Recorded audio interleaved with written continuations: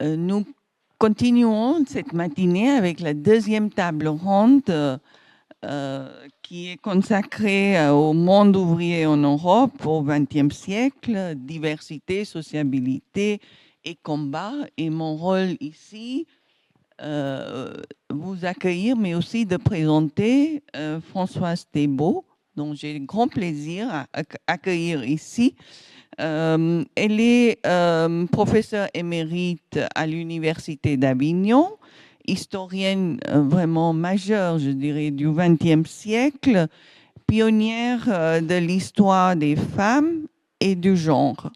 Et ses travaux, notamment les femmes au temps de guerre de 14 et aussi, elle a fait un livre majeur, Faire l'histoire des femmes et du genre.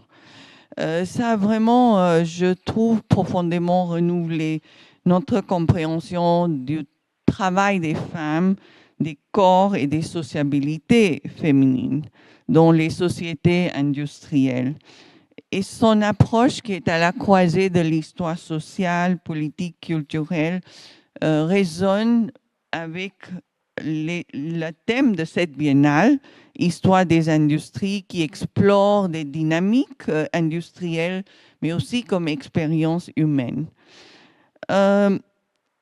Juste avant de vous donner le micro, François, j'aimerais évoquer la mémoire de Christiane Klapisch-Zuber, grande historienne et dont l'œuvre, je pense, dialogue intimement avec celle de Françoise Thébault, et dans la construction d'une histoire sensible aux voix des femmes, attentive au travail invisible et aux structures du quotidien.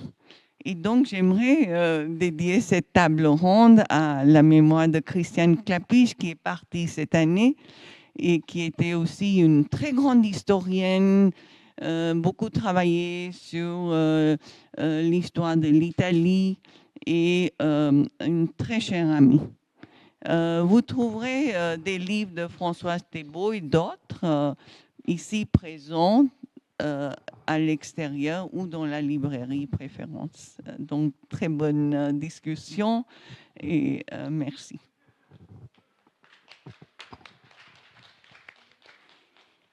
Merci beaucoup pour cette présentation. Bonjour à toutes et à tous. Moi aussi, je suis très heureuse d'être là pour la deuxième fois. J'étais déjà présente à la première biennale pour animer une table ronde sur les femmes dans les années 50. Est-ce qu'on peut mettre la première diapositive avec le thème ? Voilà. Alors, je vérifie que ça marche. Non, c'est bon. Voilà, ça marche très bien. Merci beaucoup. Donc, si à juste titre, pour cette biennale intitulée avec deux pluriels, histoire au pluriel, d'industrie au pluriel, donc si à juste titre, de nombreuses questions techniques seront abordées, l'innovation, l'énergie, l'environnement. Donc, cette table ronde, comme la précédente sur les villes industrielles et le modèle Manchester, envisage en quelque sorte le côté humain de l'industrie, donc ses conséquences sociales. Donc, dans cette courte introduction, je voudrais expliciter la notion de mondes ouvriers, là aussi au pluriel, et préciser comment nous avons conçu donc, cette table ronde à 4. Donc, le premier point, la notion de monde ouvrier, me conduit à faire un peu d'historiographie, c'est-à-dire, je le ferai de façon extrêmement rapide, à expliciter, exposer la façon dont les historiens et les historiennes ont abordé le sujet du monde ouvrier. Je vais remonter quelques décennies en arrière. Dans le contexte politique des années 1960 et 1970, marqué par la guerre froide et le poids des partis communistes, s'est affirmé donc, en France et ailleurs ce qu'on peut appeler une histoire ouvrière, développée dans de nombreuses thèses d'historiens, thèses devenues livres.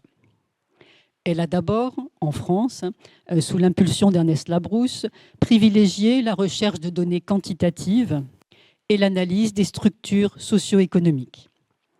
Elle use alors très fréquemment de la notion marxiste de classe ouvrière, soit celle qui ne possède pas les moyens de production et s'oppose à la classe des capitalistes et acquérant, de par sa condition, une conscience de classe qui la pousse à s'organiser. La diversité de ses membres est alors peu interrogée.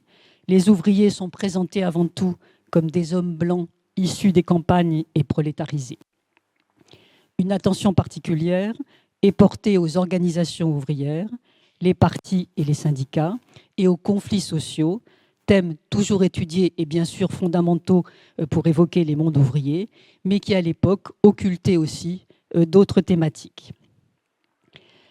Dès les années 1970, apparaissent de nouveaux questionnements sous la plume d'une nouvelle génération d'historiens et d'historiennes, nouveaux questionnements qui invitent non plus à parler de classe ouvrière, mais de mondes ouvriers. Michèle Perrault, présidente d'honneur de cette biennale, et par ailleurs directrice de mes premiers travaux de recherche, je la salue là par la pensée, fait une place aux ouvrières dans sa thèse dirigée par Ernest Labrousse et publiée en 1974, Les ouvriers en grève, 1871-1890. Elle souligne également la xénophobie de nombreux ouvriers et de leurs organisations. En France, les premiers travaux d'histoire des femmes, auxquels j'ai participé dans les années 70, ont d'ailleurs porté sur le travail des femmes à l'usine, sur la perception du travail par le mouvement ouvrier et sur les rapports conflictuels entre féminisme et syndicalisme. Ainsi, mon mémoire de maîtrise, 1974, sous la direction de Michèle Perrault, donc une des pionnières de l'histoire des femmes en France, s'intéressait aux ouvrières de guerre pendant la Première Guerre mondiale, celles qu'on appelait alors les munitionnettes. Pourquoi les a-t-on recrutées? Quels sont les travaux qu'on leur a confiés? Quelles étaient leurs conditions de travail? Quelles ont été leurs luttes? Quelle a été la perception des contemporains? Alors je vous montre juste par plaisir 3 documents. Une munitionnette au travail, une tourneuse d'obus. Bon, vous voyez comment se présente l'usine à l'époque, les conditions de travail difficiles, les cheveux parfois happés par les courroies, les copeaux de métal qui s'incrustent dans les chairs, l'huile des machines, etc., etc., et de nombreux accidents de travail. Des conditions de travail extrêmement dures, avec une législation sociale suspendue pendant le conflit, donc travail de nuit pour les femmes, pas de limitation, enfin journée plus longue que les 10 heures prévues par une législation récente et pas de repos hebdomadaire. Ces dures conditions de travail contrastent avec des représentations culturelles de l'époque, extrêmement érotisées, de la munitionnette, en joli habit, en joli costume de travail, avec ses boucles blondes, son rouge à lèvres et ses chaussures à talons. Bon, aucune ouvrière ne peut travailler dans ces conditions-là.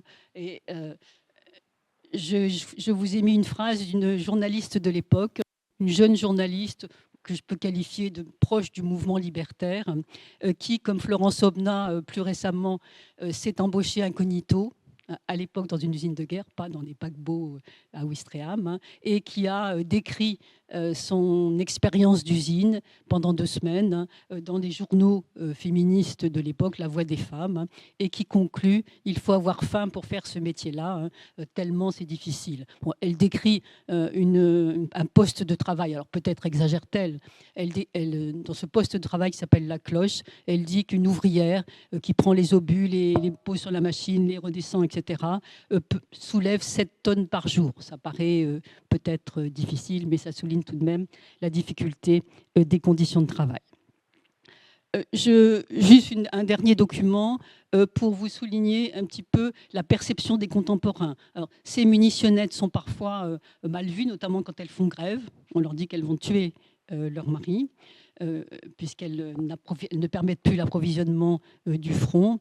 Elles font peur un peu aux syndicats ouvriers, qui ont peur à l'époque de la concurrence parce que les femmes sont moins payées, et qui souhaitent aussi des femmes au foyer, dans les foyers ouvriers. Elles sont parfois extrêmement critiquées aussi par des médecins ou des essayistes qui craignent ce qu'ils appellent la masculinisation des femmes, parce que ces femmes sont entrées dans un secteur masculin, la métallurgie ou la chimie. Donc la crainte de la masculinisation est un thème assez pas mal développé pendant la Première Guerre mondiale.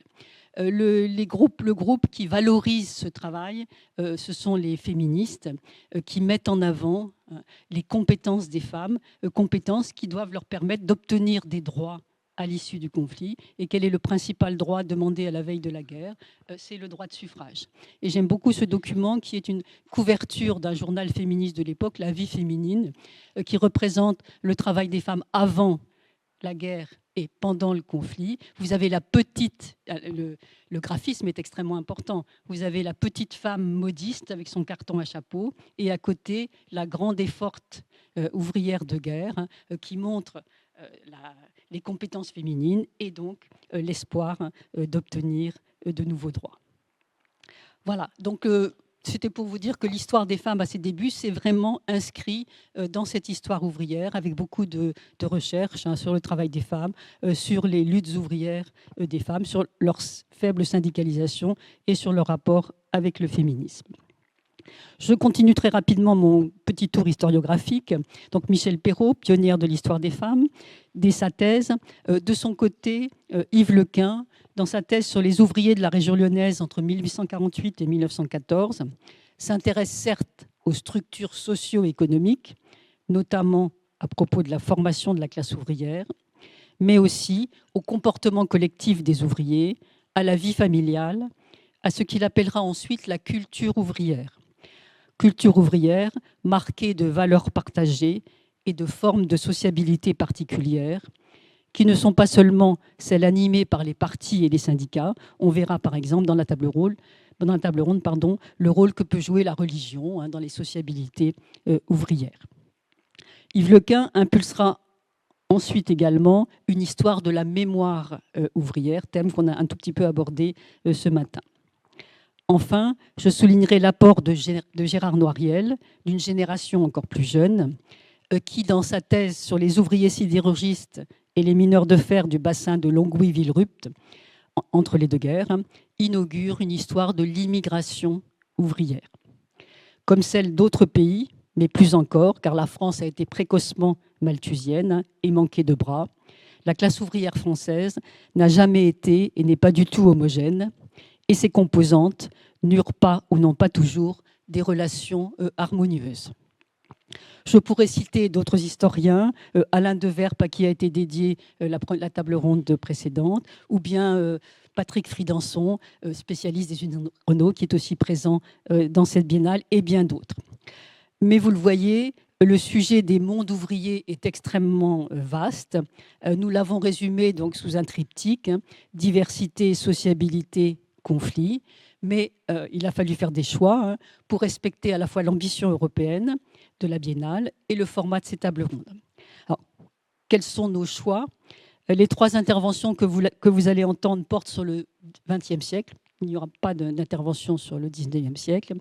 Nous avons souhaité sortir, au moins en partie, de l'Europe de l'Ouest et faire connaître ce qui est souvent vu comme des marges de l'Europe, l'Europe de l'Est, l'Europe du Sud. Nous avons également tenté de diversifier donc, les approches et les thèmes. Donc, dans un premier temps, Jakub Štefánik traitera des sociabilités ouvrières et du rôle de la religion en Europe centrale et orientale.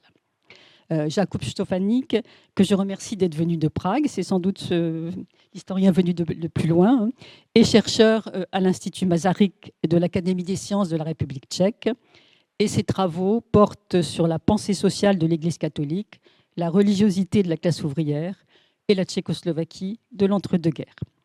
Puis, à ma droite, Francesca Sana évoquera la rationalisation du travail en France et en Europe du Sud au XXe siècle, notamment dans les mines, et la résistance ouvrière, les conflits qu'elle a entraînés. Italienne, Francesca Sana est maîtresse de conférences en histoire contemporaine à l'université de Toulouse de Jean Jaurès, spécialiste de l'industrie minière. Elle travaille notamment sur les processus d'industrialisation et les mondes du travail dans l'espace méditerranéen.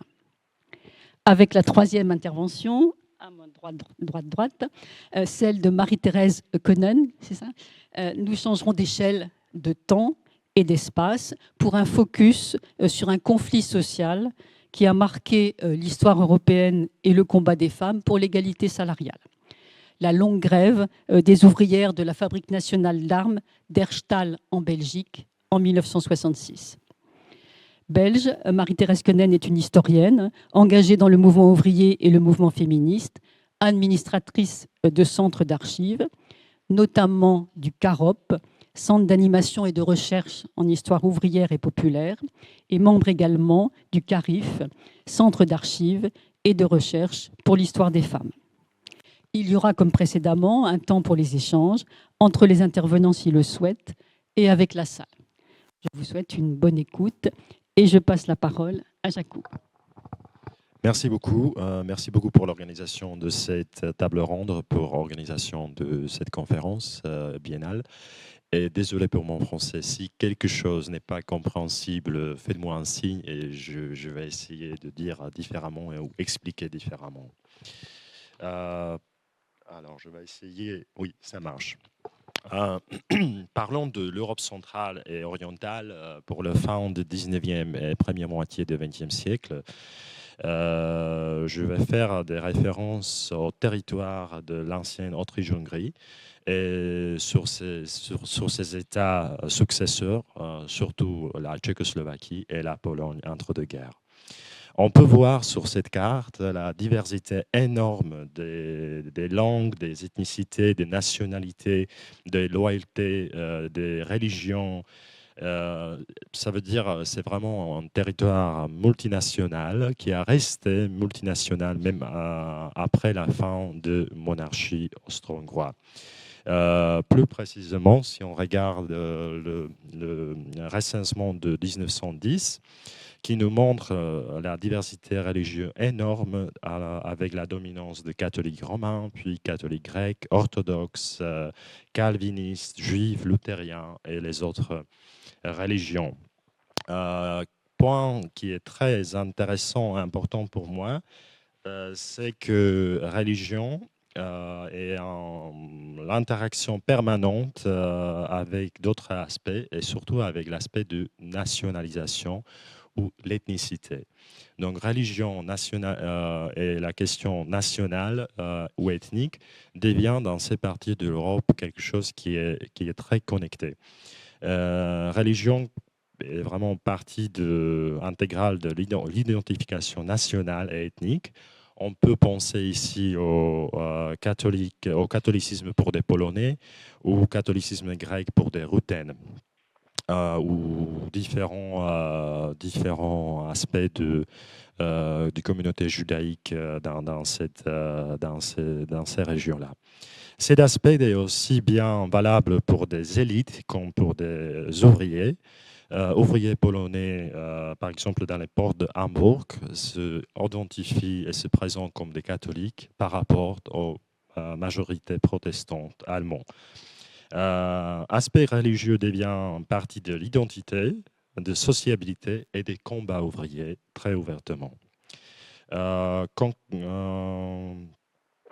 Contrairement au narratif de sécularisation, des religions ont joué un rôle important dans la vie privée et dans la vie publique des ouvriers. Et je vais montrer à plusieurs reprises pourquoi et comment. Cet aspect religieux devient aussi important dans la migration. Cette région, on peut définir comme une région avec un phénomène d'émigration de travail qui est extrêmement important pour cette région et qui a formé des générations des ouvriers ou des milieux ouvriers avec des vagues d'émigration différentes. Première vague d'émigration très importante, émigration de travail, c'est fin du 19e siècle avec des destinations comme les États-Unis ou Canada. Et l'aspect religieux était vraiment très important pour des ouvriers, pour la sociabilité des ouvriers ou pour l'identification ou acclimatisation dans l'espace américain et était aussi dans ce nouveau monde connecté avec les questions nationales. Par exemple, les catholiques grecs ou des rutènes et la communauté rutène a resté extrêmement forte. Même aujourd'hui, on peut trouver aux États-Unis des évêchés de catholiques grecs qui ont cette racine à la fin du 19e siècle avec des immigrants de travail. Pour la première moitié du XXe siècle, il y a d'autres vagues d'émigration de travail avec nouvelles destinations comme la France, par exemple, migration ouvrière polonais, tchécoslovaque ou hongrois, migration des mineurs, mais aussi des ouvriers dans les industries ou des ouvrières dans l'agriculture, puis Argentine, Canada, etc., etc. Et religion reste comme un facteur de l'identification, socialisation des ouvriers, même dans tout ce nouveau milieu. Première moitié du XXe siècle représente en même temps le bouleversement dans la vie religieuse des ouvriers. Il y a énormément de nouvelles églises ou de communautés ou de spiritualités qui sont en train de se présenter dans le milieu ouvrier. C'est Armée de Salut, Méthodisme, Témoins de Jéhovah ou de petites églises protestantes ou spiritisme. Et toute cette communauté développe des activités dans le milieu ouvrier en Europe centrale et orientale, et avec nouveau et très fort enjeu d'évangélisation et de travail entre des ouvriers. Ça représente bien sûr une concurrence très forte pour des églises traditionnelles. Et on peut parler de révolution religieuse qui est présente aussi dans le milieu ouvrier, qui était assez souvent vue comme séculaire ou pas assez intéressée aux religions. Hop, oui. Maintenant, je vais montrer quelques exemples de ce mouvement typique pour début du XXe siècle. Je choisis des méthodismes à Ostrava. Ostrava, c'est une ville industrielle minière dans le bassin entre Silésie et Moravie. Et mobilisation des ouvriers dans la région mineure d'Ostrava par des méthodismes était très forte après la Première Guerre mondiale. Ils ont utilisé des outils comme musique, sport, projection des images qui sont intégrés dans l'évangélisation classique. Aussi, ils ont travaillé beaucoup avec le programme social adapté pour des besoins des ouvriers. Ils ont eu un succès immédiat, mais qui n'a pas duré longtemps. Après quelques années, des communautés deviennent assez petites parce qu'il y a énorme concurrence entre des communautés religieuses dans le milieu ouvrier. On peut observer la création d'églises nationales tchécoslovaques au début des années 20. En même temps, il y a d'autres communautés qui sont présentes. Et alors, la concurrence est forte dans l'offre religieuse.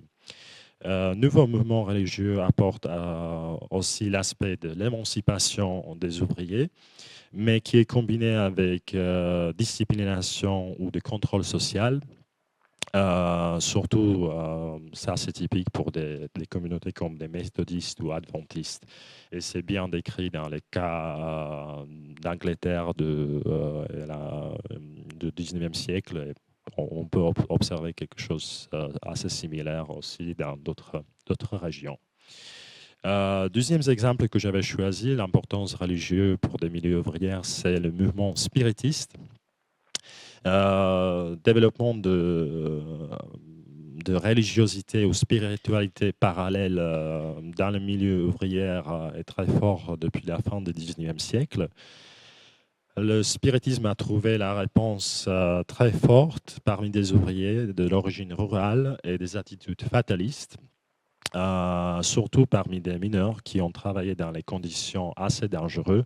Et donc, le spiritisme a proposé une philosophie de vie ou de la religiosité parallèle qui était pratiquée juste à côté par exemple, de catholicisme ou de protestantisme. Ça ne veut pas dire que si vous participez aux séances spiritistes, vous n'irez pas à l'église dimanche.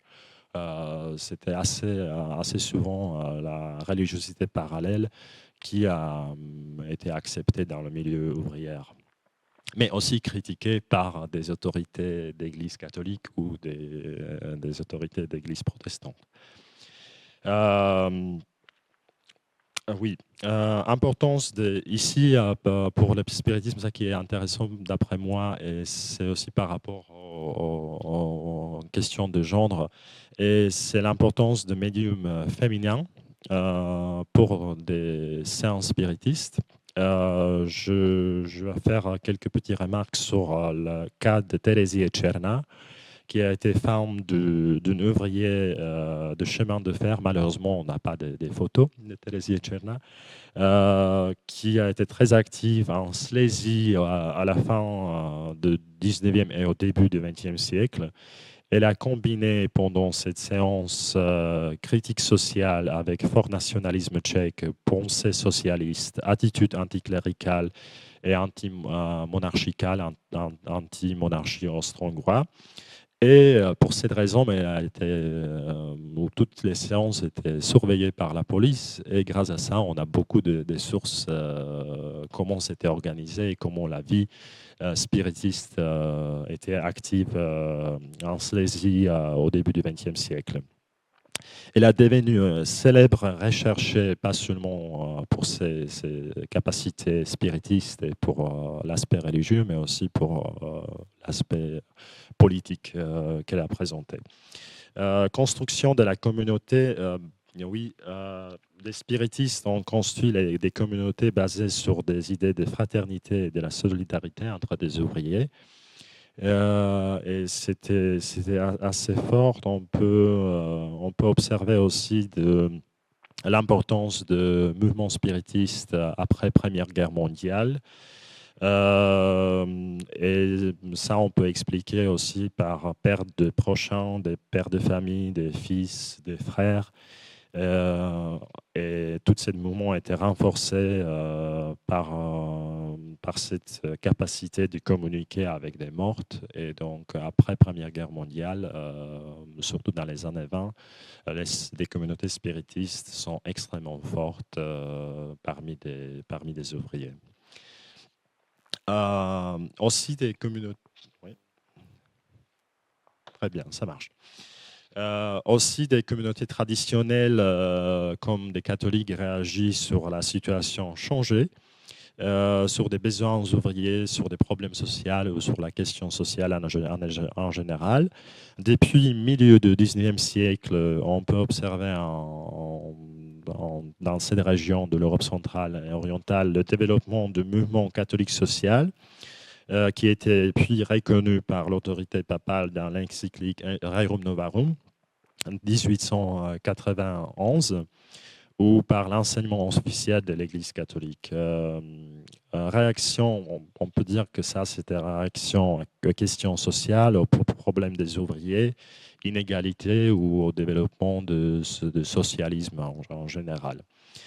Développement du monde ouvrière catholique avec beaucoup d'associations, beaucoup des syndicats chrétiens, même partis chrétiens catholiques inspirés par l'enseignement social. Ça a eu aussi une réponse assez importante en Europe centrale et orientale. Et ici, je choisis quelques chiffres. C'est des chiffres valables pour la Tchécoslovaquie entre deux guerres. C'est des structures de syndicats catholiques, syndicats chrétiens en Tchécoslovaquie en comparaison avec des mouvements syndicaux tchécoslovaques qui a été soutenu par partis sociaux-démocrates. On peut voir que la présence des syndicats catholiques est beaucoup moins forte, mais quand même, ça représente ou reste plus faible, mais on peut voir que pour un parti des ouvriers, les syndicats chrétiens ont joué un rôle important dans l'identification ou dans l'organisation ouvrière. Donc on ne peut pas dire que ce mouvement n'a pas eu du tout l'importance. même si, bien sûr, il y a eu pas mal de problèmes en organisation des ouvriers catholiques, etc. etc. À la fin, oui, mon temps est presque, mais j'ai besoin de 2 minutes encore. Réponse sur le mouvement d'action catholique spécialisé qui a été assez fort en Europe occidentale. Pour le territoire tchécoslovaque, c'était plutôt un petit peu problématique d'organisation de ce type de mouvement. Mais l'action catholique spécialisée comme jeune ouvrier chrétien ou jeune agricole chrétien ou étudiant chrétien était important depuis le milieu des années 1920. Et d'après moi, c'est très intéressant d'observer surtout la transformation de ce mouvement dans les années 60 et transformation vers des projets différents de solidarité, de coopératives ou d'activités sociales et communautaires qui sont assez souvent basées sur des racines d'organisations d'entre-guerres, organisations inspirées par le mouvement catholique social ou par l'action catholique spécialisée. Et développement de ces mouvements en Europe centrale et orientale, comme j'avais dit, c'est plus tardif. C'est surtout des années 30 et surtout la fin des années 30 et avec tous les changements politiques et géopolitiques, c'était assez tard pour commencer pour que c'est un succès. J'avais choisi, je mentionne JOC, mais il y a eu aussi d'autres activités, mais je choisis JOC comme un mouvement le plus fort, surtout pour la Pologne et Hongrie, où c'était beaucoup plus fort qu'en Tchécoslovaquie entre deux guerres. En Tchécoslovaquie, il y a une personnalité d'un jésuite croate, Tomislav Kolakovic-Poglajen, qui a influencé ce mouvement en Tchécoslovaquie dans les années 1940. Mais le développement en Pologne, en Hongrie, en Tchécoslovaquie a été arrêté par le pouvoir communiste qui n'a pas imaginé ni compté avec l'activité des catholiques ou religions en général parmi ou dans le milieu ouvrier. Alors, je m'arrête ici et je vous remercie pour l'attention.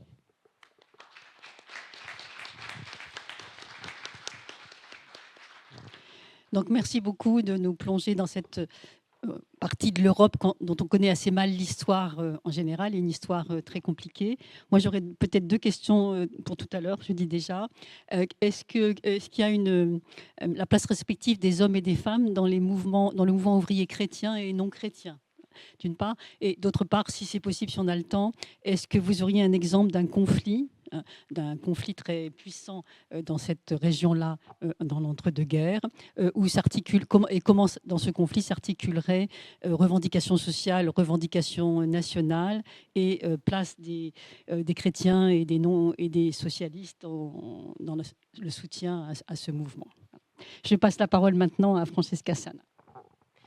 Eh bien, merci beaucoup. Je vais commencer par... Voilà. Ici. Je vais commencer par remercier d'abord les organisateurs de cette biennale pour cette invitation. Je trouve le programme très, très intéressant et aussi je voudrais remercier Françoise Thibault pour l'invitation sur cette table ronde qui me rend très heureuse pour parler des sujets divers que j'ai côtoyés pendant mes recherches et surtout de rencontrer des collègues avec des thématiques si intéressantes. Eh bien, je vais vous faire voyager un peu vers l'Italie et l'Europe du Sud. Mais avant de partir sur des territoires, un petit moment préalable pour parler de un sujet que peut-être vous avez déjà entendu plusieurs fois, donc je ne vais pas vous raconter des nouveautés, mais plutôt pour faire un récapitulatif et voir un peu l'angle d'attaque que je vais vous proposer pour ce voyage en Europe du Sud autour de la rationalisation industrielle et des conflits autour de ce phénomène. Alors, qu'est-ce que la rationalisation dans l'industrie? C'est un phénomène très complexe qui mêle à la fois une partie théorique et une partie pratique. La rationalisation est composée de théorie et composée aussi de techniques, des méthodes d'évaluation, des méthodes de calcul, des méthodes d'accélération du travail industriel, des méthodes de réaménagement des lieux industriels, mais qui sont soutenues par une pensée qui est la pensée de la rationalisation, qui commence à se développer de manière assez globale à la fin tout au long, mais surtout à la fin du 19e siècle. Et je suis sûre que vous connaissez les noms de Frédéric Taylor et de son ouvrage, donc Les principes de l'organisation scientifique du travail, qui a été publié en 1911 aux États-Unis et ensuite traduite partout en Europe et au-delà. Et en France, la traduction date de 1914 et c'est dans ce cadre que l'historiographie a vu la rationalisation comme un mouvement qui arrive des États-Unis vers l'Europe au moment de la Première Guerre mondiale, mais surtout dans l'entre-deux-guerres. En fait, si on va regarder de plus près ce mouvement, on se rend compte que voilà, le principe de rationalisation, il existe déjà dans des territoires qui ne sont pas les États-Unis, donc dans le cas spécifique, l'Europe occidentale, et que donc la rationalisation se propose comme un phénomène global, mais qui a des spécificités locales et parfois très locales, comme dans des usines spécifiques, vraiment localisées, situées. Et c'est dans ce cadrage que la rationalisation devient...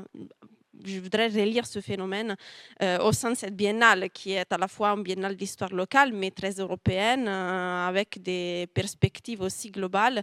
Donc, c'est peut-être un objet intéressant pour cette réflexion. Et dans ce cadre particulier, des localisations de ces techniques et de ces pensées, on voit aussi des évolutions qui se rattachent à la fois à la circulation de ces pensées, à la circulation de ces méthodes, de ces techniques, et de l'adaptation surtout de ces techniques et méthodes. Même quand on voit ce qu'on appelle la taylorisation, c'est-à-dire la normalisation à la Taylor de la rationalisation arriver en Europe, on voit une adaptation, un refus de certains principes, une application partielle selon les conditions que ces techniques trouvent dans des lieux d'application.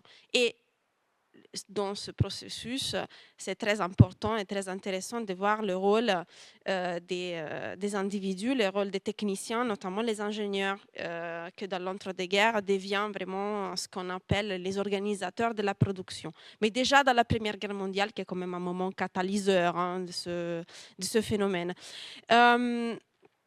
Et dans cela, l'adaptation, la circulation, la réception de ces techniques, c'est aussi un moment surtout de négociation, parce qu'il n'y a pas que les ingénieurs qui interviennent dans la modification de ces techniques, mais surtout il y a les ouvriers et les ouvrières, dont le rôle est celui de d'abord voir ces techniques arriver, voir être soumis à des disciplines nouvelles dans leur lieu de travail, mais aussi dans la mise en place de nouvelles relations sociales au sein des lieux de travail. Et donc la réaction à ces nouveautés et l'ouverture d'espaces de conflit ou bien de négociation. On sait que les syndicats, au début, de manière assez répandue en Europe, avaient des positions même positives face à la rationalisation, parce qu'ils voyaient dans ça une possible amélioration des conditions de travail des ouvriers. jusqu'au moment où on s'est rendu compte que le patronat, face aux difficultés de la reconstruction d'après-guerre et de la Grande Dépression, choisissent plutôt la voie de l'autoritarisme dans la mise en place de ces techniques. Donc, ce n'est pas forcément une amélioration des conditions ouvrières, comme plutôt une aggravation de conditions déjà de pénibilité au travail avec tout ce qu'on connaît, l'accélération, le chronométrage et tous ces éléments-là. Mais pour vous donner des exemples un peu plus situés, je vous propose de parler d'une technique particulière qui s'appelle la méthode Bedeau, qui est une méthode qui a été inventée par un Français, un entrepreneur français naturalisé américain, au milieu des années 10, et qui a été ensuite répandu partout dans le monde par le cabinet de consultance que le même monsieur Bedeau a créé dans les années 10, et puis il a une expansion globale. Et ce cabinet est implanté en Europe moitié des années 20, en 1926 en Angleterre et 1929 entre la France et l'Italie. Et à partir de ce cabinet, M. Bedeau diffuse cette méthode qui est une méthode qui se distingue par rapport aux méthodes plus tayloriennes, plus typiques tayloriennes, parce que c'est une méthode plus souple, une méthode d'évaluation non pas du travail dans la globalité du terme, mais plutôt des individus au travail. Donc, c'est une méthode qui cible l'individu, cible sa performance individuelle, donc cible l'ouvrier, l'ouvrière. Plutôt l'ouvrier, parce que, comme d'habitude, les catégories d'évaluation et les quantifications sont surtout étudiées sur l'homme moyen. Donc, on verra par la suite que la femme prend une stature très particulière dans l'application de ces techniques. Et la particularité de cette méthode, Bedeau, c'est qu'il est basé sur une analyse de l'effort au travail. Donc, c'est quelque chose qui se rattache à la tentative de quantifier l'énergie et l'effort, et aussi de prendre en compte la fatigue au travail. Monsieur Bedeau a probablement été inspiré par des travaux issus de l'ergonomie, dont notamment les travaux de Angelo Mosso de la fin du 19e siècle, mais aussi de tout un tas de chercheurs comme Jules Ammar, et pour revenir en arrière jusqu'à Vauban, qui au XVIIe siècle s'était penché sur le travail des terrassiers au pic de Tenerife. Donc voilà, il y a quand même une tradition dans ces travaux sur l'effort humain. Et qu'est-ce que fait M. Bedeau? Il cherche de traduire tous ces travaux, toutes ces pensées scientifiques dans quelque chose d'applicable, praticable par les patrons qui désirent accélérer le travail de leurs ouvriers, et donc transformer toutes ces connaissances dans un coefficient, dans une formule, le fameux coefficient d'effort qui caractérise la méthode Bedeau et qui donne lieu à un système de rémunération.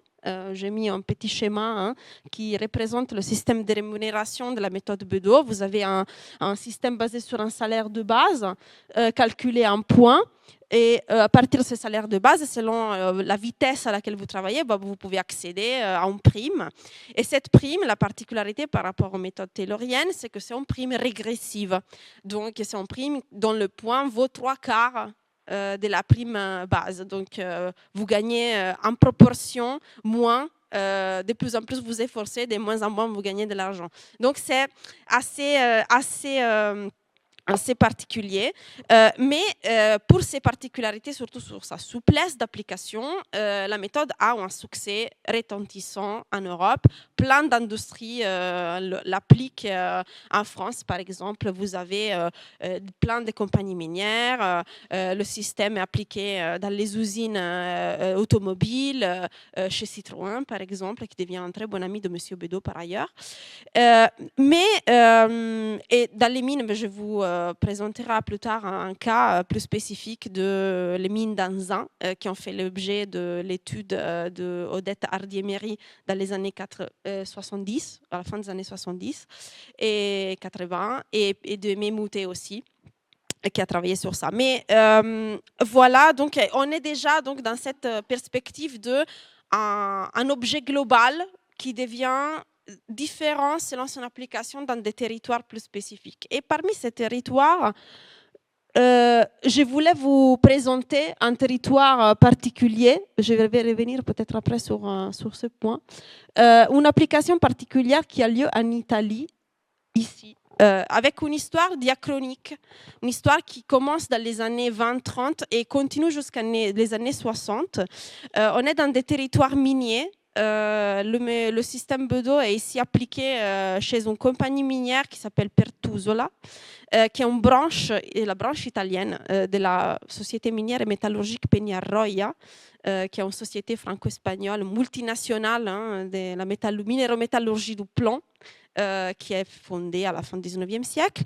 Et donc, dans les années 30, en pleine crise économique, la société commence à appliquer la méthode Bedeau, surtout dans ses mines en Sardaigne, donc dans l'île de Sardaigne, dans ces mines qui se trouvent dans le sud-ouest de l'île, et rencontre tout de suite une forte résistance de la part des ouvriers, malgré le moment de contrôle social, parce qu'on est quand même dans le moment fasciste. Mais les ouvriers sont très combatifs et aussi, malgré le moment fasciste, sont soutenus par la fédération des syndicats fascistes, mais pour des raisons plus politiques que véritablement de compréhension de la pénibilité au travail des ouvriers. Et la chose intéressante qui arrive dans les années 30, c'est que après 5 ans, donc les protestations commencent tout de suite dans les années 30 et s'achèvent en 1935 avec l'abolition, l'interdiction d'application de la méthode Bedeau en Italie au niveau national, parce que la protestation prend une tournure, prend une envergure véritablement nationale. Donc ça commence au niveau local et est reprise dans d'autres secteurs, parce que la méthode Bedeau est appliquée chez Fiat, chez Pirelli, chez Montecatini. Donc, il y a un grand mouvement de mobilisation contre cette méthode qui était vraiment considérée très pénible et symbolisait un peu la rationalisation souple de cette époque.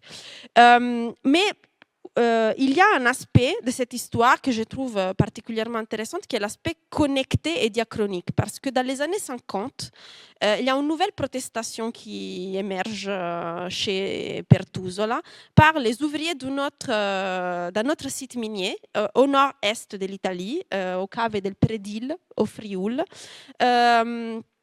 Autour des années 53, 54, 55. Et ici, à nouveau, les ouvriers, la société cherche à appliquer cette méthode, mais les ouvriers s'opposent. Et surtout les syndicats, à nouveau, c'est la CGT italienne, avec son représentant, s'oppose à l'application de cette méthode, que, curieuse, disons, de manière assez intéressante, est appliquée par l'ancien directeur des mines sardes qui a été déplacé aux mines de Frioul pour appliquer cette méthode. Donc il y a aussi, là aussi une circulation d'individus et de techniques. Toujours sur ces points de la circulation et donc de une vision un peu multiscalaire de cette histoire qui de local devient plus nationale. Les syndicats ouvriers, le représentant, le délégué mineur, disons, des syndicats CGT italienne, se rend compte qu'au Frioul, il n'a pas les moyens intellectuels pour comprendre la méthode. Il ne la comprend pas, c'est trop difficile de saisir comment la technique marche. Alors, pour la comprendre, il se rappelle que dans les années 30, il y avait eu déjà une protestation contre cette méthode. Et il écrit et il voyage en Sardaigne chez ses collègues sardes pour essayer de comprendre comment la méthode marche et voir comment les Sardes avaient lutté contre cette méthode. Alors malheureusement, ces voyages ne se soldent pas avec un bon résultat parce que il s'appelle Guerrino Gabino, donc ce représentant de la CGT, il revient au Frioul et dans une assemblée générale, il dit j'ai rien compris. J'ai rien compris de comment ça marche cette méthode, c'est très difficile, c'est très opaque et c'est quelque chose qui avait caractérisé déjà la lutte des années 30. Mais ce qui se passe, c'est que les luttes convergent parce qu'en même temps, aussi en Sardaigne, les mineurs recommencent à se battre pour acquérir de meilleures conditions de travail. Donc, il y a une convergence des luttes qui arrive à réencadrer aussi d'autres sites industriels de Pertusola là, qui se trouvent à La Spezia, qui se trouvent à Crotone, sont les sites métallurgiques. Et donc, cette lutte ouvrière arrive à des résultats assez importants contre la société et pour une amélioration véritable des conditions de travail, mais avec une violence parfois assez forte, notamment en Sardaigne dans les années 60. L'entreprise se démontre très, très rigide sur ses positions face aux ouvriers, face aux forces syndicales. Et le conflit devient très politique, inclut aussi l'intervention des autorités politiques régionales qui utilisent un décret royal des années 20 pour définir le directeur de l'entreprise persona non grata, c'est-à-dire que ce directeur est expulsé de la Sardaigne, il ne peut plus revenir, il ne peut plus mettre les pieds sur les sols de l'île.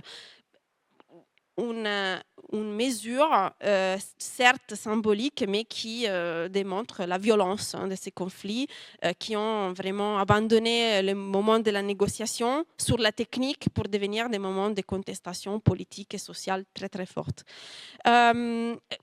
Oui, je vais conclure rapidement. J'aurais plein d'autres choses à vous raconter, mais peut-être dans les questions, on pourra en parler. Quelques points de conclusion. Cette histoire nous montre l'intérêt de voir les histoires locales dans la connexion multiscalaire, dans la connexion des échelles, dans la connexion peut-être régionale, nationale, mais aussi européenne ou globale, et qu'on ne peut pas comprendre les deux à la fois si on ne comprend pas l'échelle en dessus ou l'échelle en dessous. Donc même l'histoire globale a besoin d'avoir les histoires locales pour comprendre comment les choses marchent sur le terrain. Et je pense que dans ce sens, les renouveaux historiographiques de la micro-histoire globale sont très pertinents et j'espère qu'on pourra continuer à travailler sur ces sujets ensemble. Et merci pour votre écoute.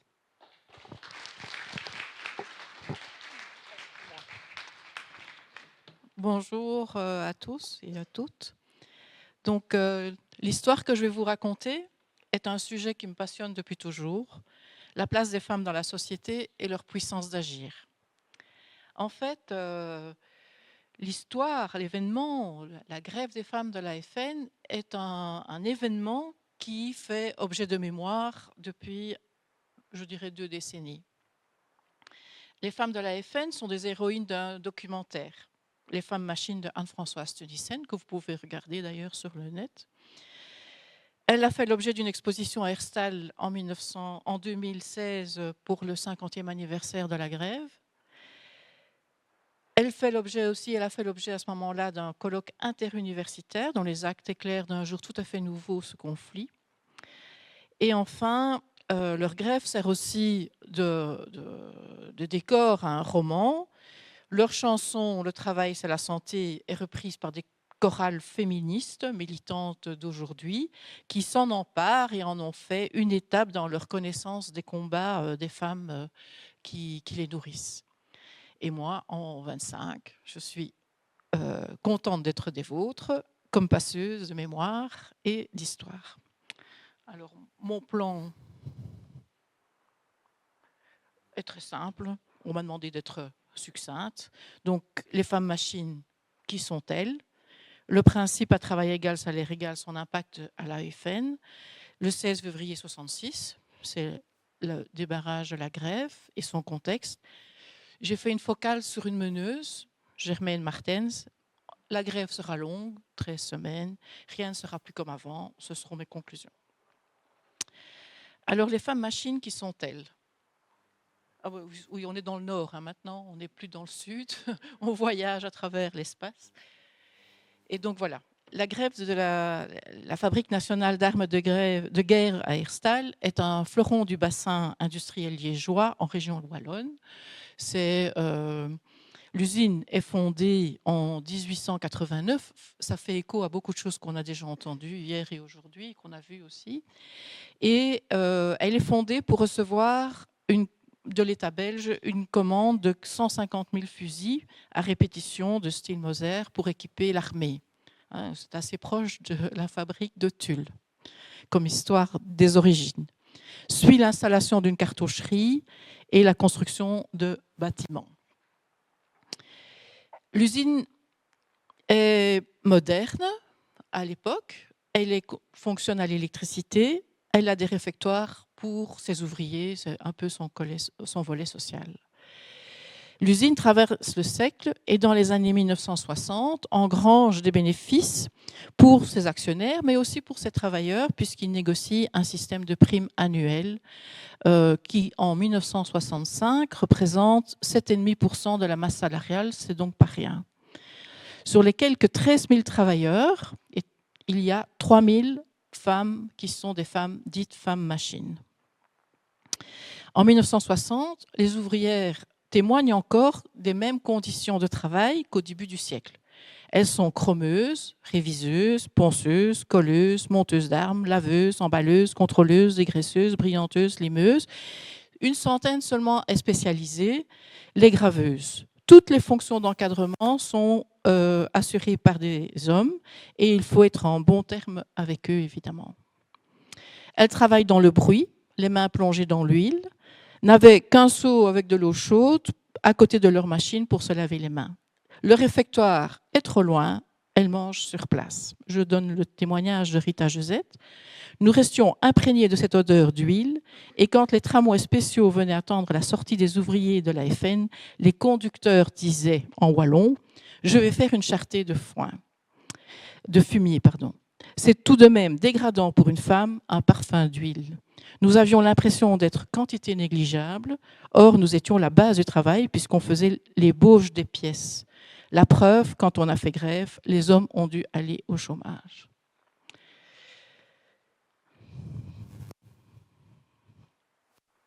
Alors, le principe de la grève se base en fait sur le slogan « À travail égal, salaire égal ». Bon, qu'est-ce qu'il en est à la FN de l'application de ce principe?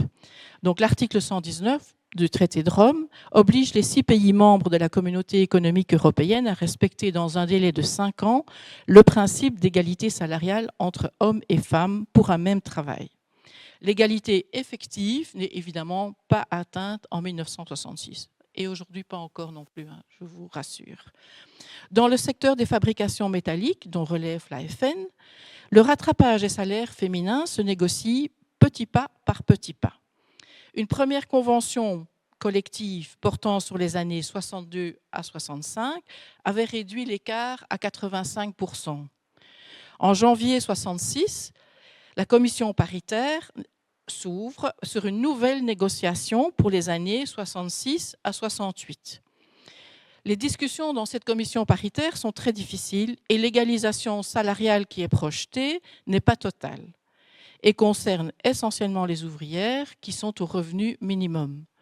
L'accord national, donc la commission paritaire a une compétence au niveau national en matière de salaire et cet accord national sera accepté et entériné le 8 mars 1966. En fait, c'est là le nœud et la pierre d'achoppement du conflit. La FN possède sa propre échelle de salaire. Le patronat dit ne faire aucune distinction entre les hommes et les femmes pour des fonctions mixtes et dit payer les meilleurs salaires féminins du bassin liégeois. Elle avait obtenu en 1962, au moment des négociations pour le rattrapage des barèmes féminins masculins, de ne pas devoir appliquer les décisions de la commission paritaire pour les salaires féminins, étant donné qu'elle était déjà dans les échelles supérieures, enfin les barèmes supérieurs pour le travail féminin. Et en attendant, elle attend la négociation et les résultats de la négociation de la commission paritaire nationale pour avancer une proposition en interne. À l'AFN, l'échelle des barèmes distingue les postes masculins, des postes féminins et les postes mixtes. Seule une petite centaine d'ouvrières, en fait les polisseuses et les graveuses, sur ces 3500 femmes, si je compte les employés, etc., occupent des fonctions mixtes. Les femmes et les gamins machines sont casés dans les 3 premières catégories. Le manœuvre de 18 ans commence à la 4e catégorie. Et donc, ce sera « Nous n'avons même pas le salaire de gamin », le slogan de démarrage de la grève. Donc, les femmes machines et les gamins machines sont les seuls aussi à être payés à la production, c'est-à-dire elles ont un montant de base pour un certain nombre de pièces à fabriquer sur la journée, et si elles en font plus, elles ont une prime. Si elles en font moins, la prime saute évidemment. Ce système de calcul engendre du stress et de la pénibilité, mais n'entraîne aucune valorisation salariale.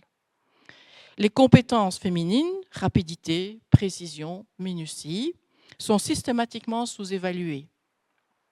Aucune promotion n'est possible. L'école interne de l'AFN est réservée aux diplômés de l'enseignement technique et professionnel, ajusteurs, tourneurs, mécaniques et autres spécialités. Les femmes n'y ont pas accès. Je retrouve assez bien la petite visite que j'ai pu faire hier au musée de l'accordéon, puisqu'on explique bien cette école pour les spécialistes, enfin pour les diplômés en technique et de l'enseignement professionnel. Alors, la grève maintenant. La grève et son contexte. Ah ben non. Voilà. Le 16 février 1966, la grève démarre. Mais en fait, elle est déjà préparée bien avant. Dès la fin du mois de décembre 65, janvier 66, c'est clair que le principe à travail égal, salaire égal est négocié au niveau de la commission paritaire et percole évidemment dans les entreprises et dans les usines. Ces réunions deviennent à la FN de plus en plus tendues. Et les ouvrières constatent, on parle d'augmentation de 25 centimes, de 50 centimes, et on s'est dit qu'on n'y arriverait jamais. Donc, on a exigé 5 francs. Et quand les fiches de paye sont arrivées fin janvier, on a vu qu'il n'y avait aucune augmentation. C'est le témoignage de Germaine Martens. Alors, le 9 février, Germaine Martens, mon héroïne, fait un drapeau avec un balai et un chiffon rouge et entraîne tout le monde derrière elle. Tabdjoub, tadjou, on a assez rigolé de nous autres. Arrêtez le travail, on a assez rigolé de nous autres, dit-elle en wallon évidemment.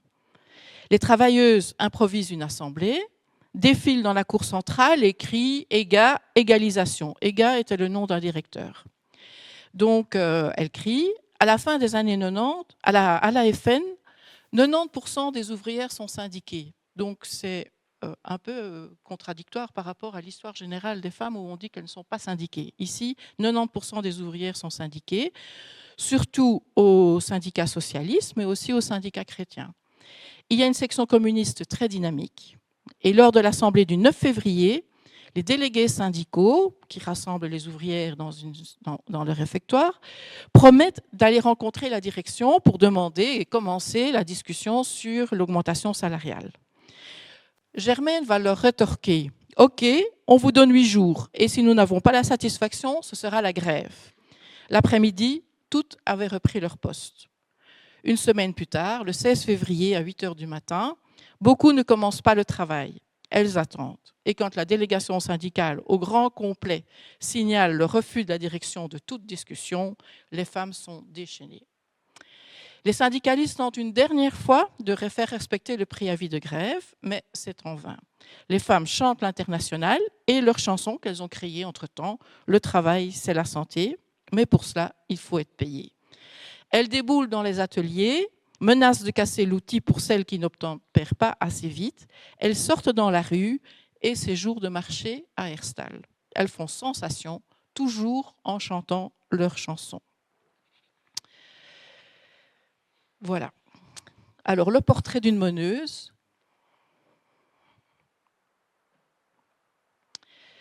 Germaine Martens est restée longtemps un visage, un nom, mais sans savoir vraiment qui elle était. On l'appelait la petite Germaine, la vieille Germaine, elle a 58 ans. C'est en 2016, lors de l'exposition organisée pour les 50 ans de la grève de la FN, que son petit-fils a dévoilé son histoire à un militant et blogueur, Maxime Tondeur. Elle est née à Seraing en 1907, elle commence à travailler en 1925 et en 1966, elle est à la veille de sa retraite. Elle raconte « Un délégué m'a dit « Tu vas être pensionné, ne te mêle pas de ça ». Eh bien, jusqu'à mon dernier souffle, je me battrai, lui a-t-elle répondu. Sans les femmes, les hommes seront vite au chômage. Continuons, car le patron est plus près de ses millions que nous.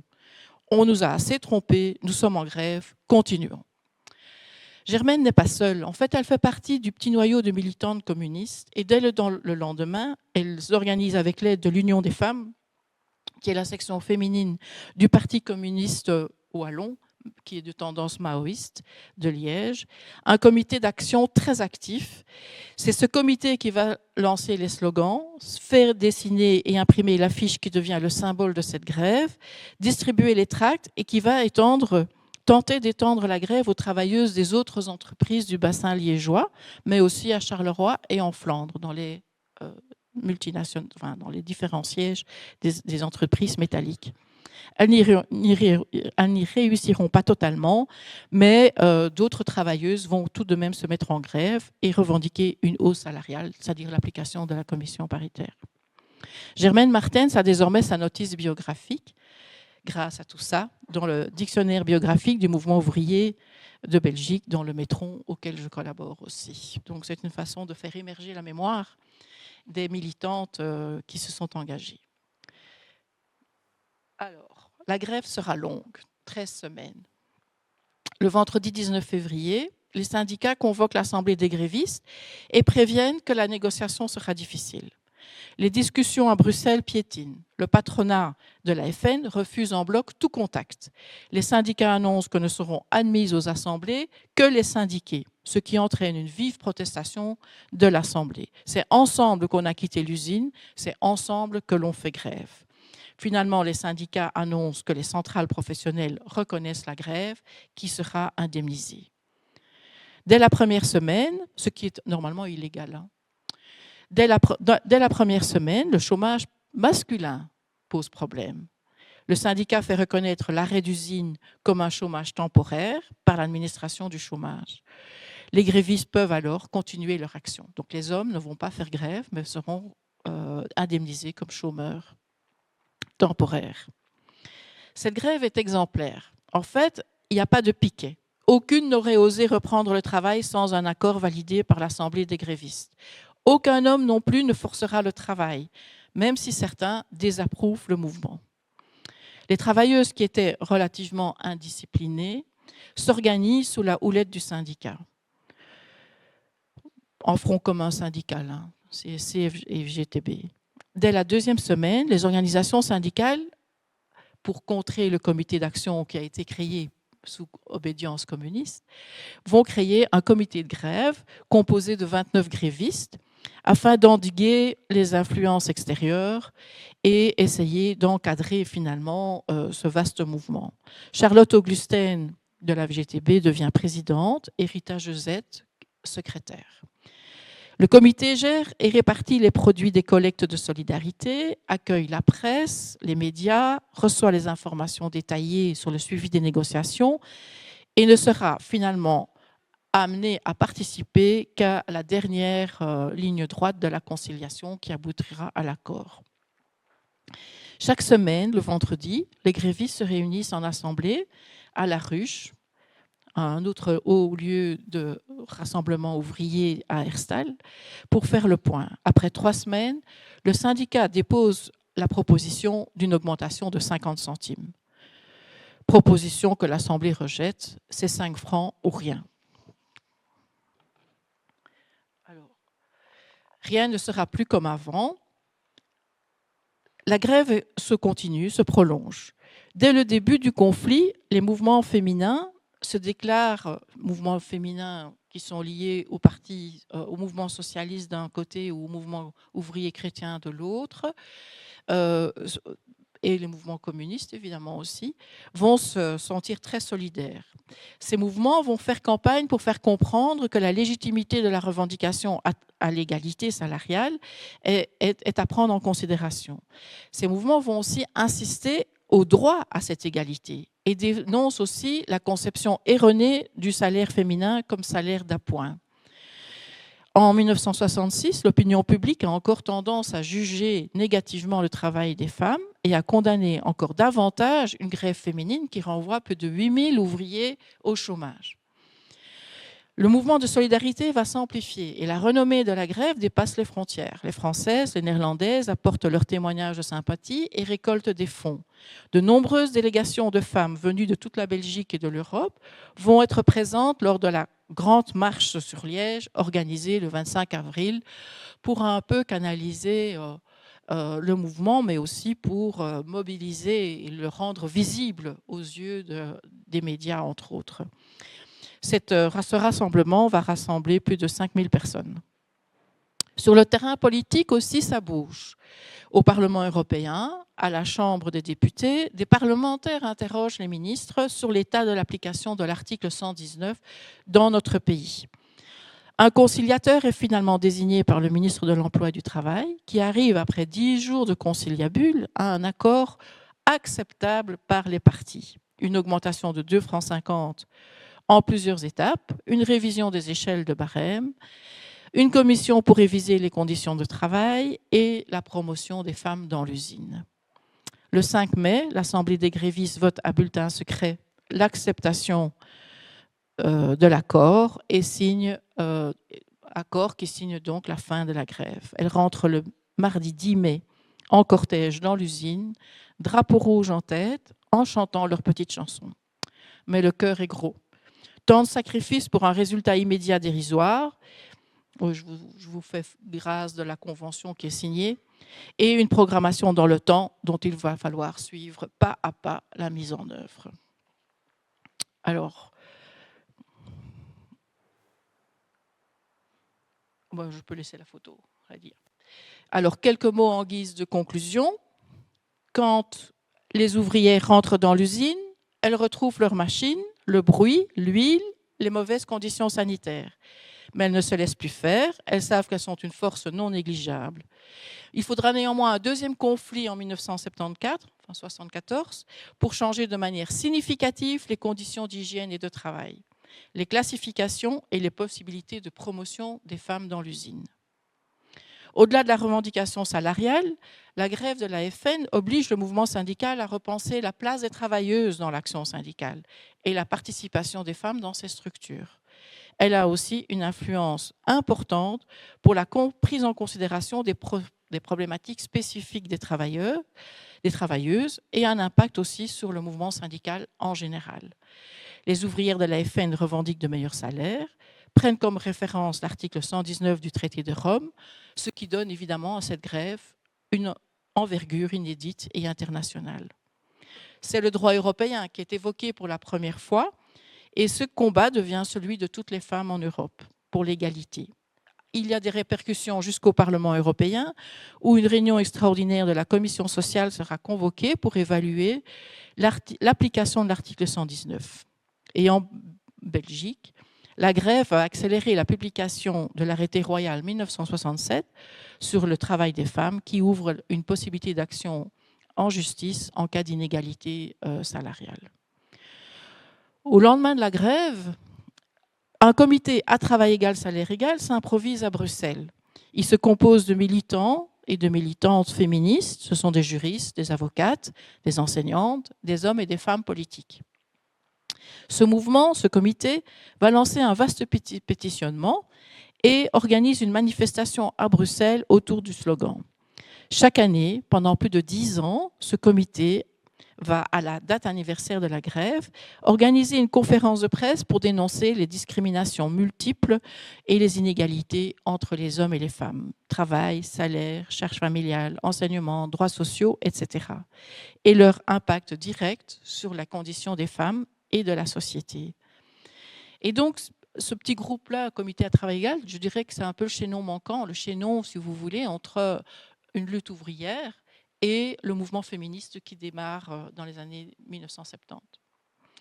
Si la grève de la FN appartient au registre des luttes sociales, de par sa revendication à l'égalité salariale, elle est aussi une étape importante dans l'histoire de l'émancipation des femmes en Belgique.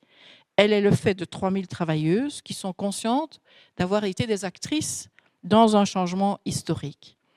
Et je laisse la parole, évidemment, évidemment non, au syndicaliste Robert Lambion, qui à la fin de la grève a dit « La lutte que vous avez menée est un des plus beaux combats du mouvement ouvrier.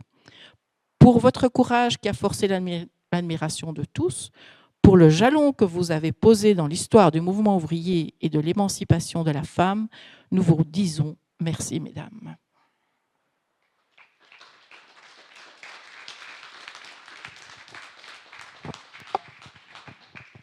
Merci donc aux 3 intervenants.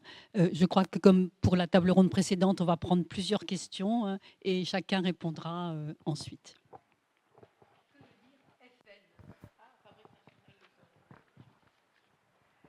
Fabrique nationale.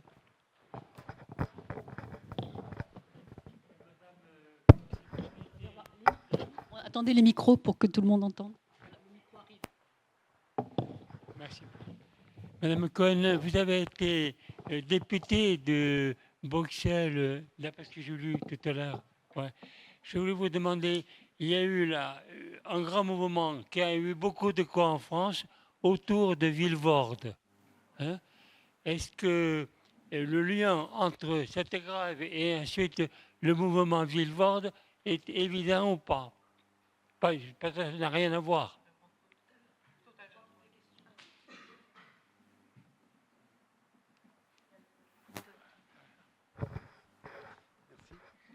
J'avais une question pour vous, Monsieur Stefanik. Vous avez donc montré l'importance de la religion dans l'entre-deux-guerres dans Tchécoslovaquie, une forme de prosélytisme même religieux.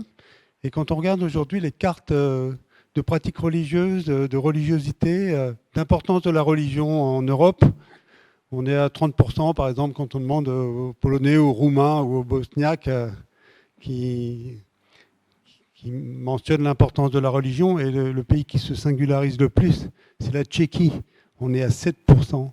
Comment est-ce que vous expliquez cette déchristianisation, cet agnostisme important? Ça ne peut pas être le communisme, puisque les 3 pays que j'ai cités sont des anciens pays communistes aussi.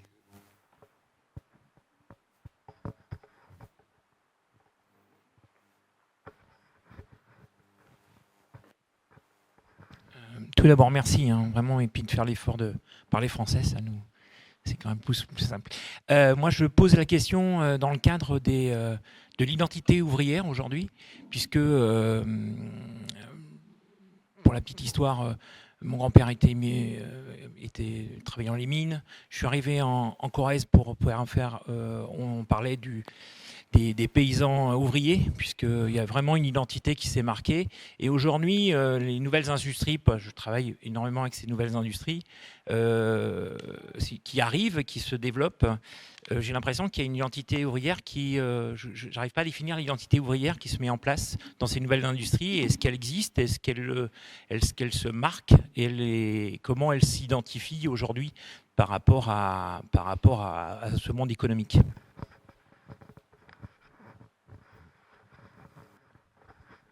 Oui, bonjour, merci beaucoup pour vos présentations. C'était pour vous, Marie-Thérèse Koenen. Votre présentation m'a fait penser aux grèves de femmes pendant la Première Guerre mondiale, les fameuses munitionnettes, enfin je parle devant Françoise Thébault, en toute modestie.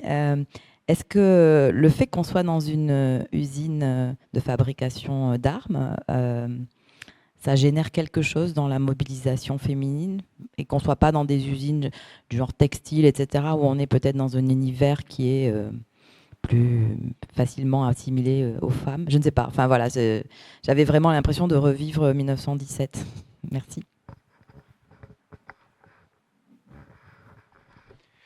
Une question sur la Tchécoslovaquie, les syndicats chrétiens. Quelle était, avant la Deuxième Guerre mondiale, naturellement, au début du siècle, à l'entre-guerre, les relations du syndicat chrétien avec les syndicats socialistes et les communistes d'un côté et les patrons de l'autre côté. Sur la grève des Friuli, des mines de Friuli, les résultats finaux de la grève, et pour la Belgique, s'il y avait dans le mouvement syndical belgique des discussions sur la parité des salaires dans les années 50. S'il y avait des femmes, des syndicalistes qui demandaient la parité salariale et qui étaient la réaction des différents syndicats, du syndicalisme de la Belgique.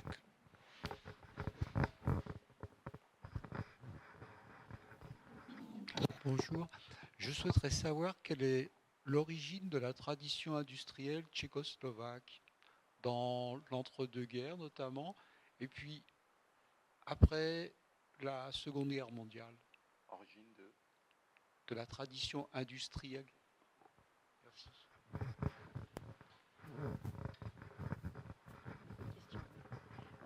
Encore les deux dernières, puis après on arrête parce que sinon on n'aura pas le temps de répondre.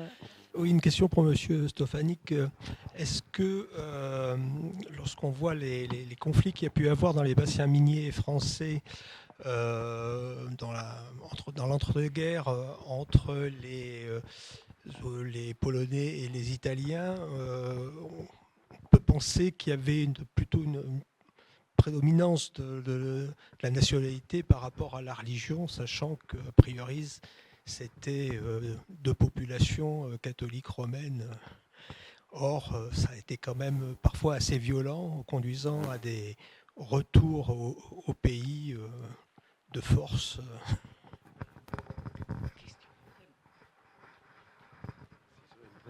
J'avais une question aussi pour Madame Sana, à propos des charbonnages.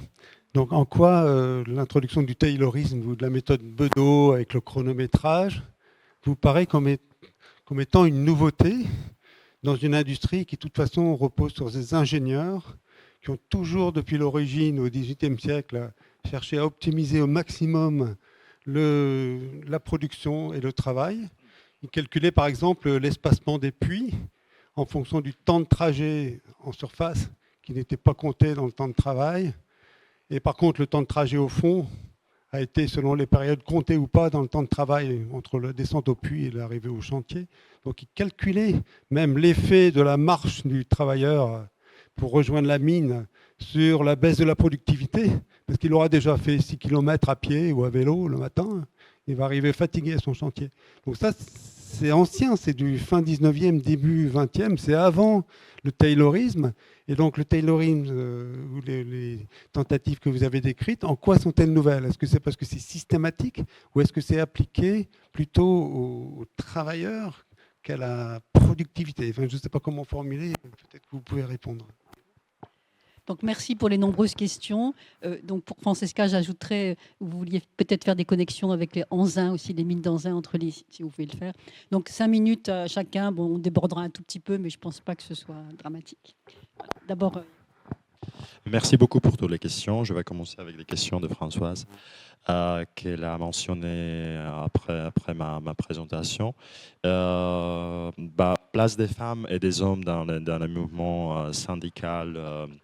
Oui, dans le mouvement syndical,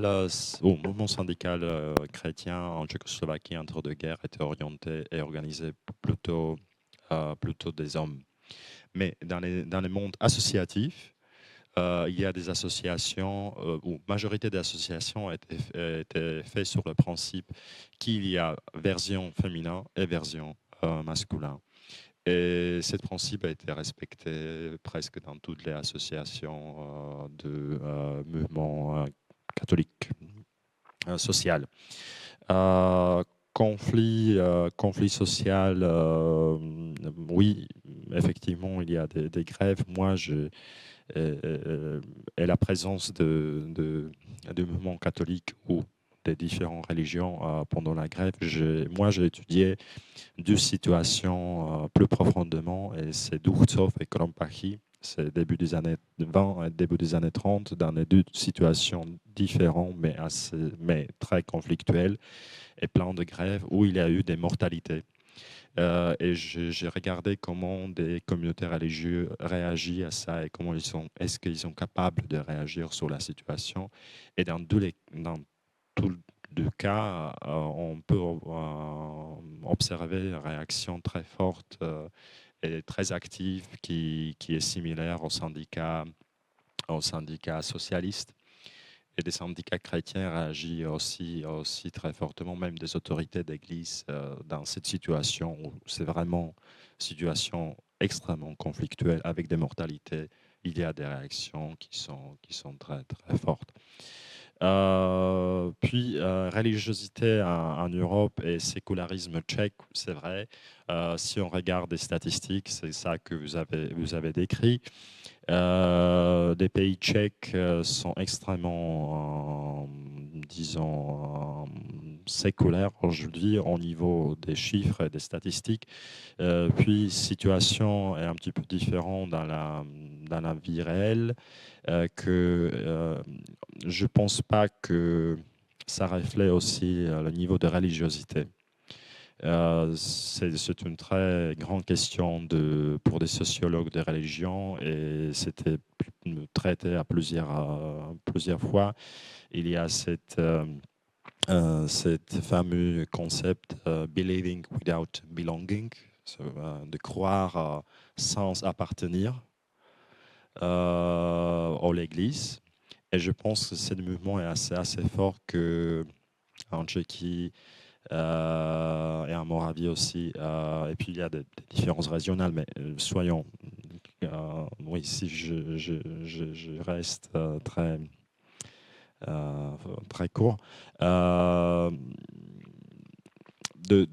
Comment expliquer ce niveau de sécularisme, c'est extrêmement complexe. Ce n'est pas seulement du communisme, il y a de fortes traditions anticléricales dans les pays tchèques qui se datent depuis la fin du 19e siècle. Il y a des positions contre, surtout d'églises catholiques, qui sont liées avec l'histoire nationale, qui sont liées avec le mouvement national tchèque. Et tous ensemble produisent la réalité qui est présente dans les statistiques. Mais ça ne veut pas dire que... le niveau de religiosité est la même que des statistiques de sécularisation, parce qu'il y a vraiment il y a beaucoup de mouvements religieux, petits ou petites églises qui sont actifs, et je ne sais pas s'ils sont vraiment présents dans les statistiques, mais la situation dans ces cas-là, au niveau de sociologie des religions, est très intéressant, mais aussi très compliqué pour le pays tchèque. Puis, ces différentes histoires pour la partie slovaque, qui est beaucoup plus traditionnellement était beaucoup plus religieux, même pendant la période entre deux guerres, même aujourd'hui. Syndicats chrétiens, syndicats socialistes et syndicats communistes et des relations entre eux. Comment expliquer? Il y a très fort l'esprit de concurrence, bien sûr, entre deux guerres, après la Deuxième Guerre mondiale, entre ces trois syndicats, mouvements syndicats. Mais dans quelques cas, il y a aussi la capacité de collaboration. Donc, je connais plusieurs situations ou plusieurs endroits et d'entreprises où tous les trois mouvements syndicaux étaient actifs et capables de collaborer dans des situations, disons, spéciales ou des situations de grève. Je peux encore une fois mentionner Krompachy ou Duchcov avec des grèves, avec des mortalités, ou le développement, où on peut observer aussi la collaboration entre des différents mouvements syndicaux. Bien sûr, dans beaucoup plus de situations, c'est de la concurrence l'un pour les autres, donc au niveau de négociation avec des patrons, au niveau de la vie quotidienne syndicale. Oui, il y a de la concurrence, c'est plutôt la concurrence. Origine des traditions industrielles en Tchécoslovaquie, surtout des pays tchèques étaient fortement industrialisés dès le début du 19e siècle, dès le début de l'époque industrielle. Il y a des mines ou métallurgie, de production technique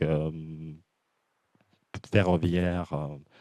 C'est assez similaire avec des régions industrielles comme la Belgique, où il y a beaucoup de similarités. Et c'est vraiment, le pays tchèque était extrêmement industrialisé et c'était le cœur d'industrie de l'Autriche-Hongrie. Dans plusieurs dimensions. Puis la partie slovaque était plutôt rurale. Ça ne veut pas dire qu'il n'y a pas eu d'industrie en Slovaquie au 19e siècle, mais c'est beaucoup moins industrialisé que le pays tchèque. Mais des origines d'industrialisation de pays tchèque, c'est vraiment, il y a de textile, tous les segments d'industrie.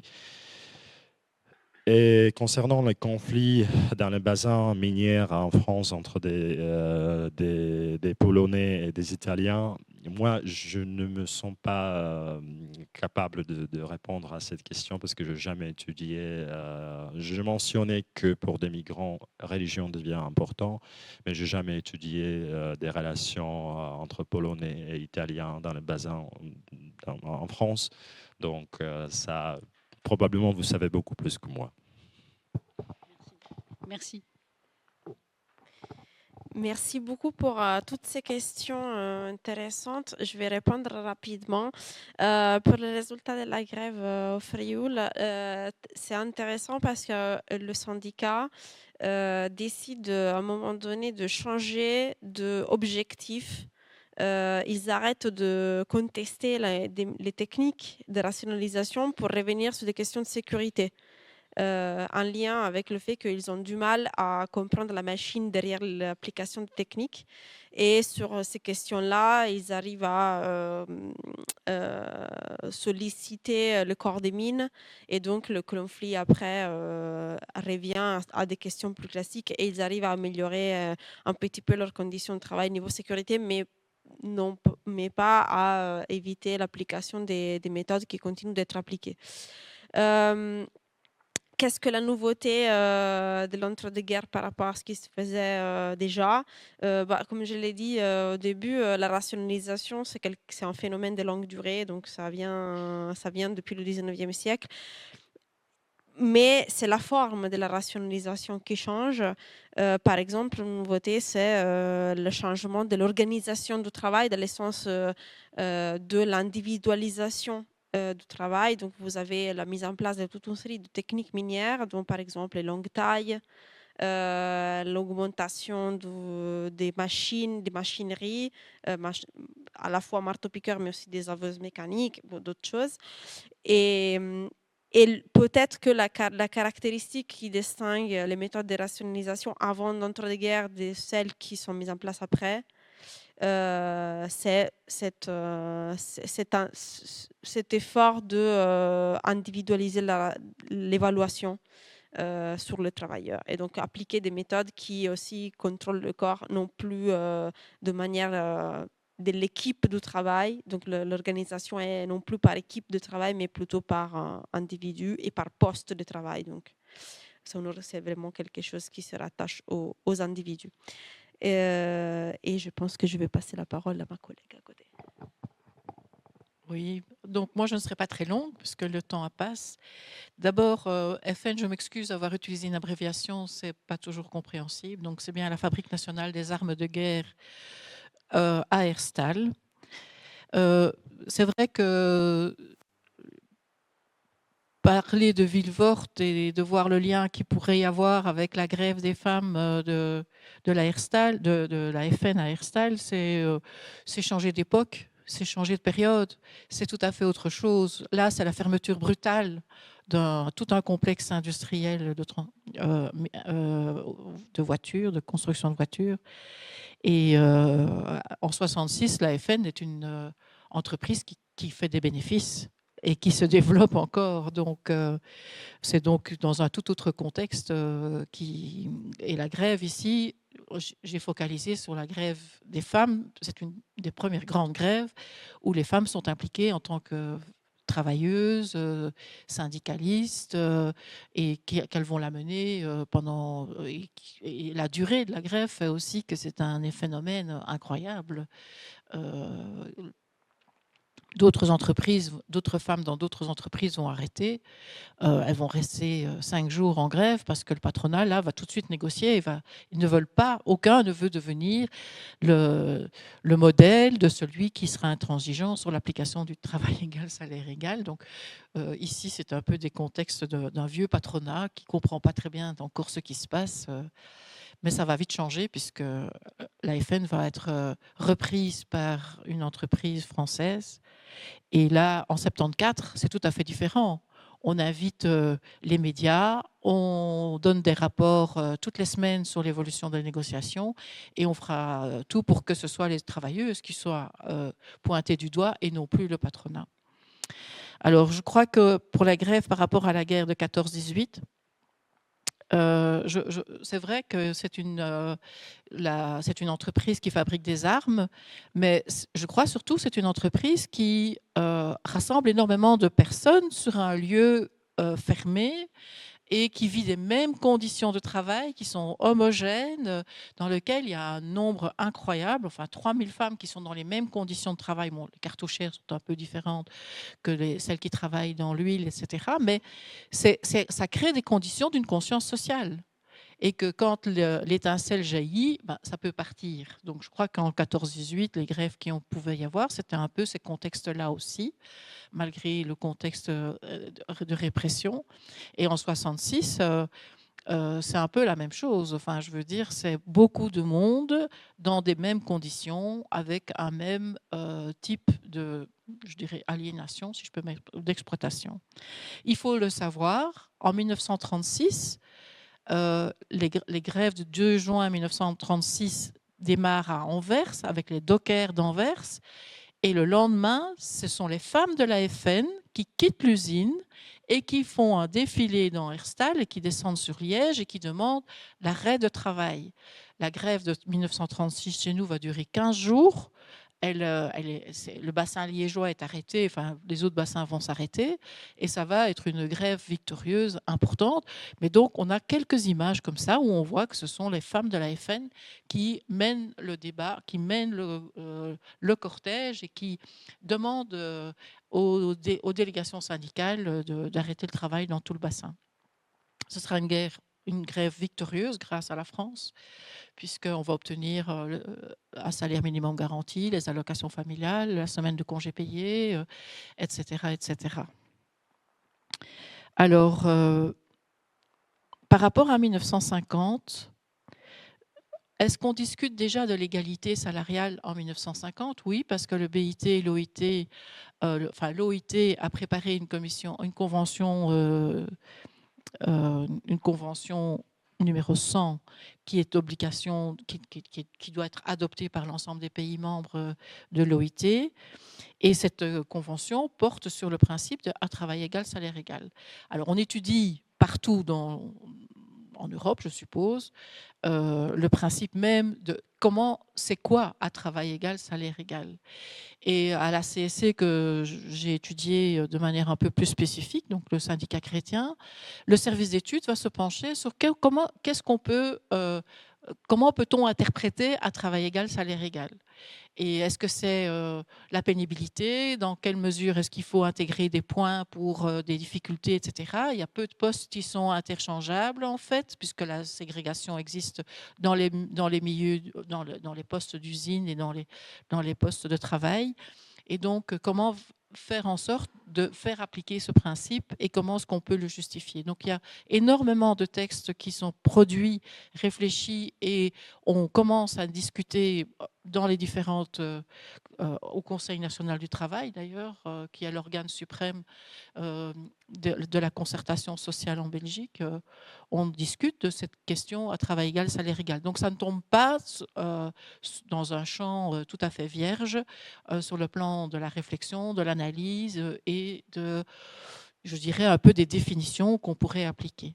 Et ça fait déjà depuis 1957 qu'on en parle régulièrement. Il y avait des campagnes syndicales qui ont été menées de mobilisation des travailleuses pour qu'elles revendiquent d'abord la première étape 85%, puis la deuxième étape 90%, et puis après les 100%.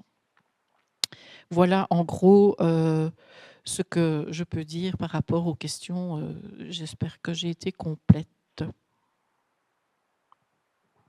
Je voulais aussi dire une chose, c'est que la mémoire de transmission, la compétence et la connaissance d'un mouvement de grève est quelque chose de difficile aussi. Ici, nous sommes en 1966. Presque 10 ans plus tard, il y a une deuxième grève en 1974, pour plus ou moins la même chose, les mêmes arguments.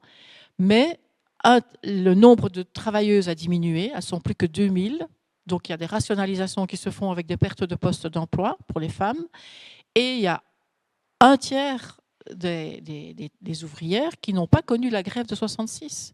Autrement dit, il y a un turnover très important et beaucoup de grévistes, en fait, ont quitté l'usine et il n'y a plus cette transmission de savoir, de compétences.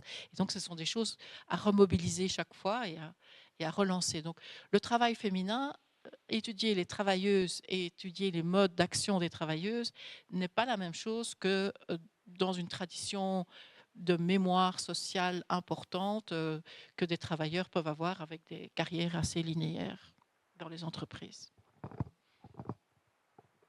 Merci beaucoup. Donc, merci pour votre attention. Je crois que nous devons clore parce que ça reprend à 14h30. C'est exactement ça.